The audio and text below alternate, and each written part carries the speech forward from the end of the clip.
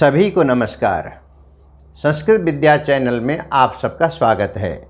आज हम कक्षा 10वीं विषय संस्कृतम तृतीय पाठः व्यायामः सर्वदा पथ्य यह पाठ पढ़ने जा रहे हैं। व्यायामः सर्वदा पथ्य जिसका अर्थ है व्यायाम सदैव स्वास्थ्यप्रद है, यानी कि अगर हम नियम पूर्वक और अपने शरीर के आवश्यकता के अनुसार नियम पूर्वक व्यायाम करते हैं तो हमारा स्वास्थ्य हमेशा ही अच्छा रहता है। हमें व्यायाम का हमेशा लाभ मिलता है और हम उससे निरोग रहते हैं। इसी बात को व्यायाम संबंधित जानकारी को इस पाठ में विस्तार से बताया गया है। तो शुरू करते हैं हम पाठ। प्रस्तुतोऽयं पाठः आयुर्वेदस्य प्रसिद्धग्रन्थः सुश्रुतसंहिता इत्यस्य चिकित्सास्थाने वर्णितः 24 समृद्धितोऽस्ति। अस्मिन् आचार्य सुश्रुतः व्यायामस्य परिभाषां तेन जायमानान् लाभान् च निबोधयति।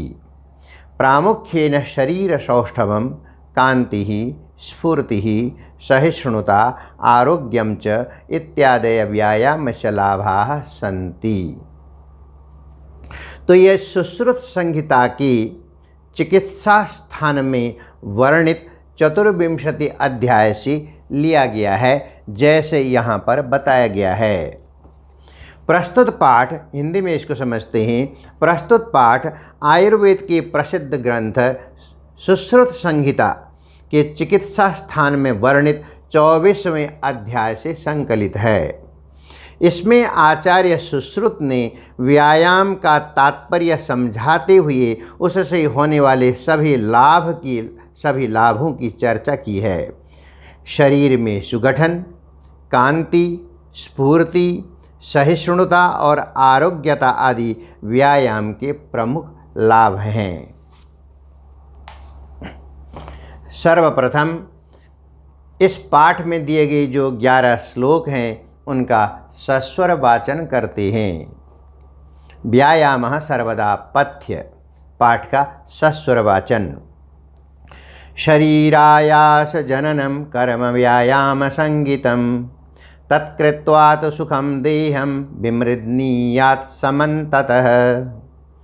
शरीरोपचयः कान्तिर्गात्राणां सुविभक्तता दीप्ताग्नित्वमनालस्यं स्थिरत्वं लाघवं मृजा। श्रमक्लामपिपाशोष्ण शीतादीनां सहिष्णुता आरोग्यं चापि परमं व्यायामादुपजायते। न चास्ति सदृशं तेन किंचित् स्थौल्यापकर्षणं न च व्यायामिनं मर्त्य मर्दयन्त्यरयो बलात्। न चैव सहसाक्रम्य जरासमधिरोहति स्थिरीभवति मांसं च व्यायामाभिरतस्य च। व्यायामशून्यगात्रस्य पद्भ्यामुद्वर्तितस्य च व्याधयो नोपसर्पन्ति वैनतीयमिवोरगाः। वयोरूपगुणैर्हीनमपि कुर्यात् सुदर्शनम्। व्यायामं कुर्वतो नित्यं विरुद्धमपि भोजनं विदग्धं वा निर्दोषं परिपच्यते। व्यायामो हि सदा पथ्यो बलिनां स्निग्धभोजिनां स च शीते वसन्ते च तेषां पथ्यतमः स्मृतः। सर्वेष्वृतुष्वहरः पुंभिरात्मा हितैषिभिः बलश्चार्धेन कर्तव्यो व्यायामो हन्त्यतोऽन्यथा। हृदि स्थानस्थितो वायुर्यदा वक्त्रं प्रपद्यते व्यायामं कुर्वतो जन्तोस्तद्बलार्धस्य लक्षणम्। वयोबलशरीराणि देशकालासनानि च समीक्ष कुर्याद् व्यायाम मन्यथा रोगमाप्नुयात्। इस प्रकार से श्लोकों का सस्वर वाचन हुआ। अब सस्वर वाचन के बाद प्रथम श्लोक, हम प्रथम श्लोक का अर्थ जानने का प्रयास करेंगे। प्रथम श्लोकः शरीरायास जननम कर्म व्यायाम संगीतम तत्कृत्वा तो सुखम देहम विमृद्नीयात् समन्ततः। अन्वय, जैसा कि आप लोग जानते हैं, अन्वय श्लोकों में जो शब्द हैं उनको अर्थ की दृष्टि से अगर सजाया जाए उसे अन्वय कहते हैं, क्योंकि श्लोक में शब्द छंद की दृष्टि से सजाए गए होते हैं।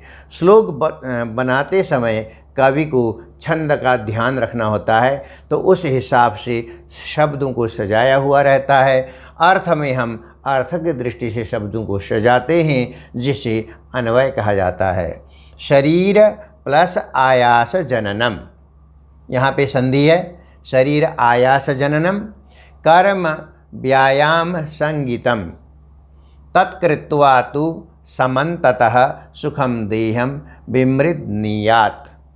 यह अन्वय हुआ। शब्दार्थ आयासः परिश्रम मेहनत, आयासः जननम जन्य उससे उत्पन्न, श्रमजन्य यानी श्रम करेंगे श्रम से उत्पन्न, संगीतम कहा है या कहा जाता है, दोनों ही कह सकते हैं। समन्ततः पूरी तरह से, देहम शरीरम, तत्कृत्वा वह करके, वह मतलब व्यायाम करके, विमृद्नीयात् मालिश करनी चाहिए।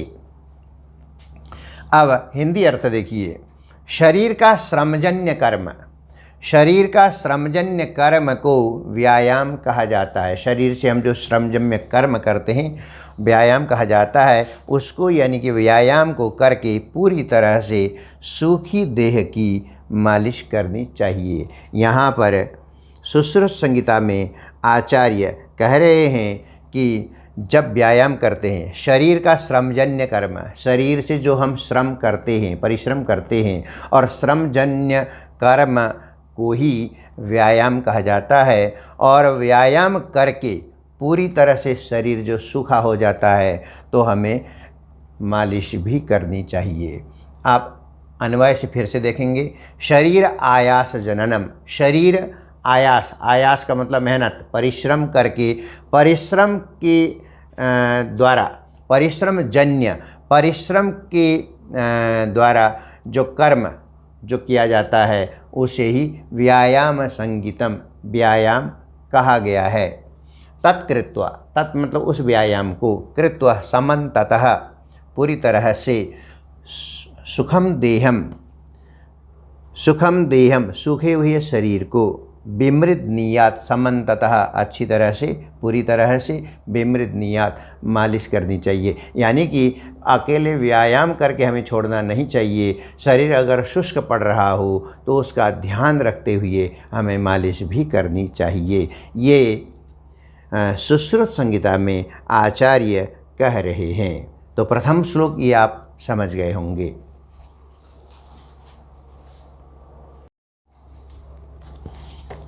अब आपके सामने दूसरा श्लोक प्रस्तुत है। दूसरा श्लोक व्यायामः सर्वदा पथ्यः। इसका शरीरोपचयः कान्तिर्गात्राणां सुविभक्तता दीप्ताग्नित्वमनालस्यं स्थिरत्वं लाघवं ऋजा। अन्वय, शरीर उपचयः कान्तिः गात्राणां सुविभक्तता दीप्ताग्नित्वं आलस्यम स्थिरत्वम लाघवम ऋजा। शब्दार्थ देखिए। शरीरोपचय, शरीर की वृद्धि, यहाँ पे संधि है, शरीर उपचय, संधि विच्छेद कर दिया है। शरीरोपचय, शरीर उपचय यानी शरीर की वृद्धि, उपचय वृद्धि, बढ़ना। कांति का मतलब चमक, व्यक्ति में जो चमक होती है। गात्राणाम, गात्राणाम बहुवचन है, शरीरों की, शरीर की या शरीरों की, बहुत सारे शरीरों की, जो इसको करते होंगे। सुविभक्तता शारीरिक सौंदर्य, सुविभक्तता शारीरिक सौंदर्य। दीप्ताग्नित्वम जठराग्नि, पेट की जो अग्नि होती है उसे जठराग्नि कहा जाता है। दीप्ताग्नित्वम, वह प्रदीप्त हो जाती है। यानी कि पेट की आग प्रदीप्त होना, ज्वलित होना, इसका मतलब भूख लगना। जठराग्नि उसी को कहते हैं। मृजा, स्वच्छ करना, सुंदर स्वच्छ बनाना। और लाघवम, हल्कापन। हिंदी अर्थ देखिए, व्यायाम से शरीर की वृद्धि, शरीरों की कांति यानी चमक, शारीरिक सौंदर्य, पाचन शक्ति की वृद्धि, आलस्यहीनता, स्फूर्ति, स्फूर्ति का मतलब आलस्यहीनता, दृढ़ता, हल्कापन होता है। ये सब गुण व्यायाम के कारण ही हमें प्राप्त हो सकते हैं। यानी कि व्यायाम से शरीर की वृद्धि, शरीर हमारा मजबूत होता है, बढ़ता है। शरीरों की कांति, शरीरों में कांति, कांति माने चमक, निखार आ जाता है। शारीरिक सौंदर्य, शरीर में सुंदरता, सुंदर सुडौल होने लग जाता है। पाचन शक्ति की वृद्धि, जो पाचन शक्ति है उसकी वृद्धि हो जाती है। और स्फूर्ति, आलस्य चला जाता है, आलसी बन करके हम नहीं रहते हैं। व्यायामी व्यक्ति आलसी नहीं बनता।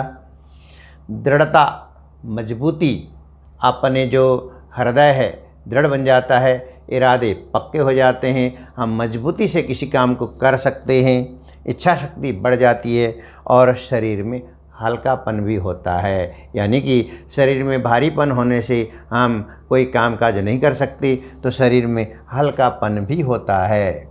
अन्वय से फिर से देखिए, शरीर उपचयः, शरीर की वृद्धि, उपचयः, कांति, चमक, गात्राणाम, गात्राणाम शरीरों की, गात्राणाम शरीरों की सुविभक्तता यानी सौंदर्य, सुविभक्तता शारीरिक सौंदर्य भी बढ़ जाता है। दीप्ताग्नित्वम, दीप्ताग्नि, जठराग्नि जो पेट की आग है वो प्रज्वलित होती है, यानी भूख लगने लग जाती है।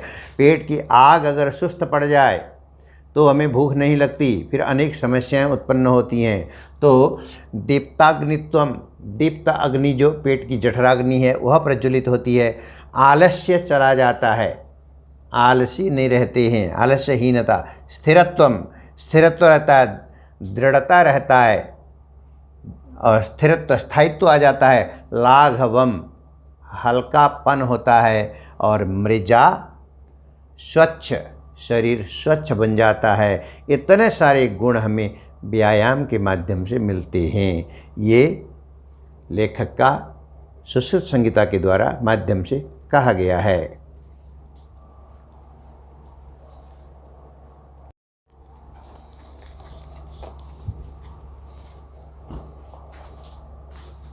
तीसरा श्लोक आपके सामने। श्रम क्लम पिपाशोषण शीतादीनं सहिष्णुता आरोग्यम चापि परमं व्यायामादुपजायते। श्रम क्लम, पिपासा प्लस उष्ण संधि विच्छेद है।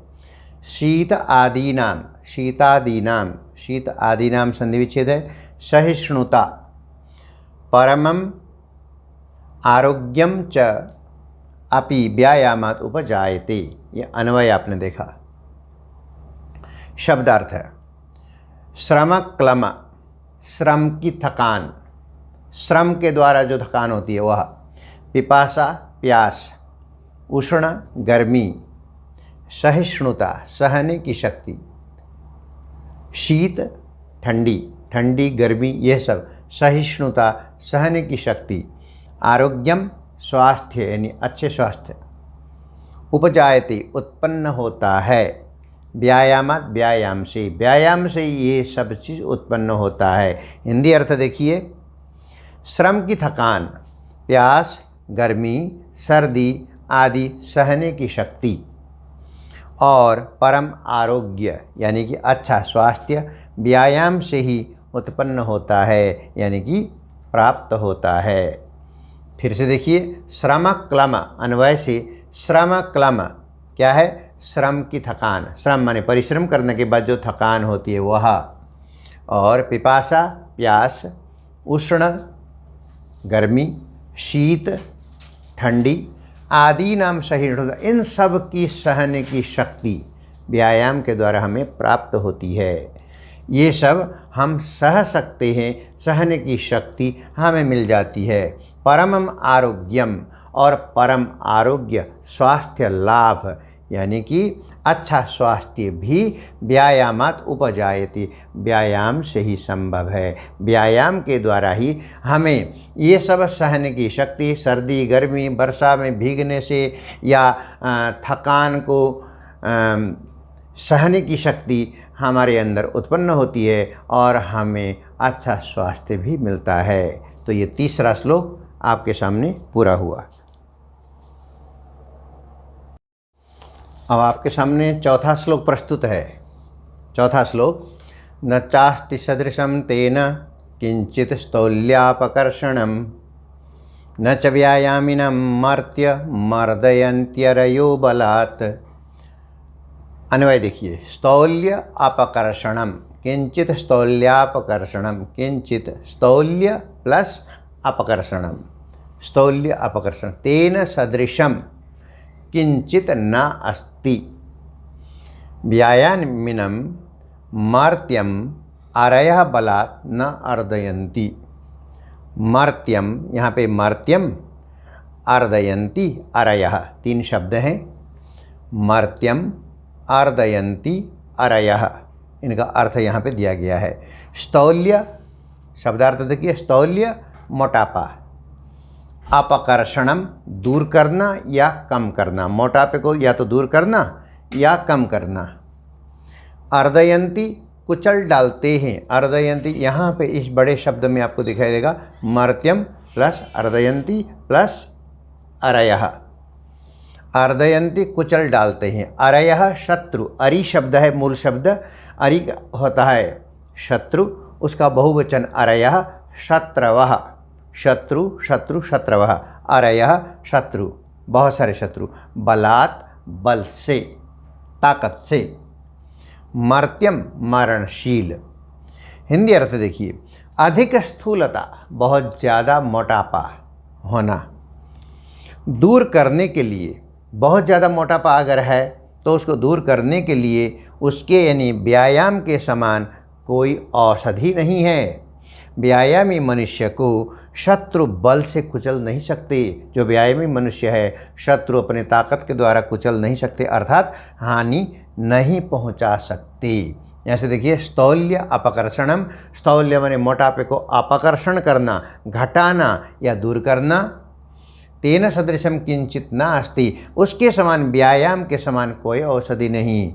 तो मोटापे को दूर करने के लिए व्यायाम के समान कोई औषधि, कोई दवाई नहीं है। व्यायामिनम मर्त्यम, व्यायामिन को मरणशील, यानी कि जो व्यायामी व्यक्ति है उसे मरणशील अरयः, अरयः माने शत्रवः, शत्रु लोग, बलात् न अर्दयन्ति, अपने ताकत के बल से उसे कुचल नहीं सकते, यानी उसका नुकसान नहीं पहुंचा सकते।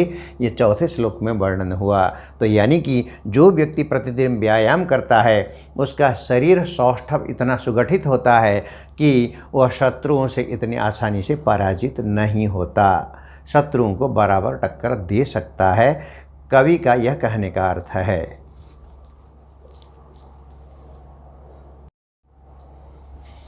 अब आपके सामने पांचवा श्लोक है। न चैनम सहसा क्रम्य जरा समधिरोहति, स्त्री भवति मांसम च व्यायामाभिरतस्य च। अन्वय देखिए, एनम च सहसा आक्रम्य जरा न समधिरोहति, व्यायाम अभिरतस्य, यहाँ पे संधि विच्छेद है, व्यायाम अभिरतस्य च मांसम स्थिरी भवति।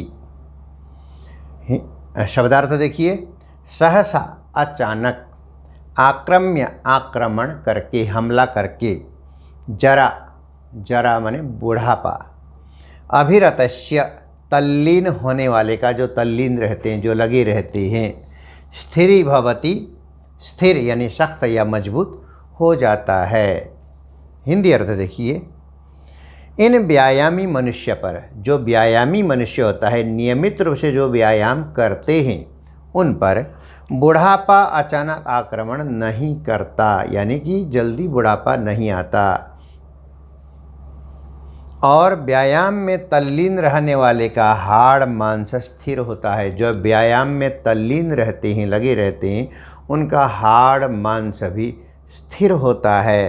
कहने का मतलब यह है, जो व्यक्ति लगातार व्यायाम करता है, बुढ़ापा उसे जल्दी नहीं आती। उसका शरीर सुगठित और मजबूत बना रहता है। व्यायाम में जो तल्लीन रहता है, यानी व्यायाम जो प्रतिदिन करता रहता है, उसका हाड़ मांस भी स्थिर होता है, यानी मजबूती को प्राप्त करता है, सख्त होता है, जिससे शत्रु उसे आराम से नियंत्रित नहीं कर पाते।